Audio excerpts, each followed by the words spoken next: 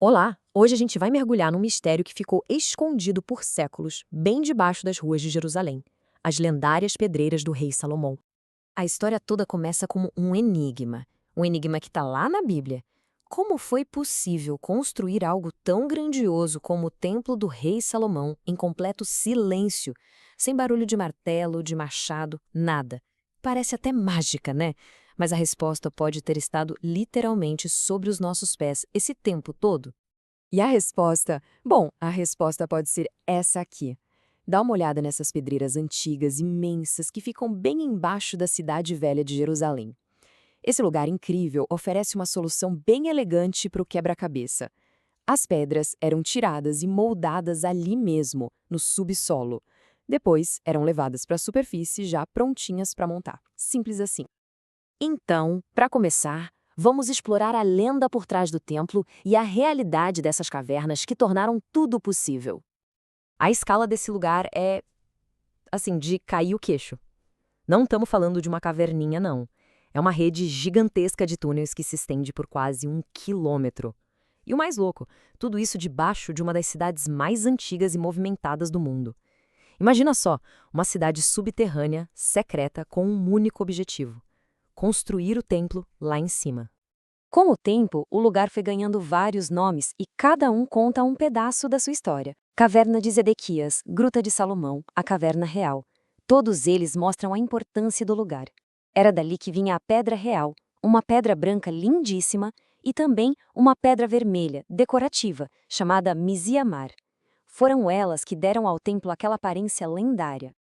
E é aqui que a história fica ainda mais interessante. Pensa bem, como é que um canteiro de obras desse tamanho, a chave para um dos prédios mais famosos da antiguidade, simplesmente some do mapa por milênios? Parece impossível, mas foi exatamente isso que aconteceu. Agora a gente vai investigar justamente esse período, quando a pedreira se tornou um mito, uma lenda, completamente selada e esquecida pelo mundo. Olha só essa linha do tempo. Depois que o templo ficou pronto, as pedreiras foram esquecidas. Com o tempo, a entrada foi bloqueada, seja por acidente ou de propósito, e por quase 3.000 anos ninguém mais sabia onde ela ficava. Foi só em 1854, quase por acaso, que ela foi redescoberta. E claro, nesses séculos de esquecimento, as lendas surgiram para preencher o vazio. A história mais famosa é a de Zedequias, o último rei de Judá. Diz a lenda que ele tentou escapar do cerco da Babilônia usando essa rede de túneis, e por isso a caverna também ganhou o nome dele. A história da redescoberta, já no século XIX, é tão dramática quanto a sua história antiga. E envolve uma busca por conexão, tanto espiritual quanto histórica. E aqui entra uma figura central nessa história, o americano Robert Morris. Veja bem, para os maçons, o Templo de Salomão não é só um prédio histórico, é a base simbólica de toda a sua arte. Então Morris foi para lá numa espécie de peregrinação, procurando por pistas físicas que conectassem os maçons da sua época aos construtores originais do templo. E esse momento aqui é muito marcante. Depois da redescoberta, a pedreira virou um lugar de peregrinação para maçons do mundo inteiro. Para eles, aquilo não era só pedra e poeira, era o berço da sua herança, o lugar onde pedras brutas foram transformadas em perfeição. Então, o ponto-chave é esse. A identidade da pedreira mudou completamente. Deixou de ser só o lugar de onde vieram as pedras do templo. Ela se tornou um espaço sagrado, um símbolo vivo do próprio ofício da maçonaria. Vamos nos aprofundar um pouco mais para entender por que esse lugar tem um significado tão profundo para a tradição maçônica, a ponto de ser um local de cerimônias até hoje. A simbologia aqui é muito poderosa. Todo maçom aprende a transformar uma pedra bruta, áspera e imperfeita numa pedra cúbica perfeita, pronta para construção. E essa pedreira é a representação física dessa lição.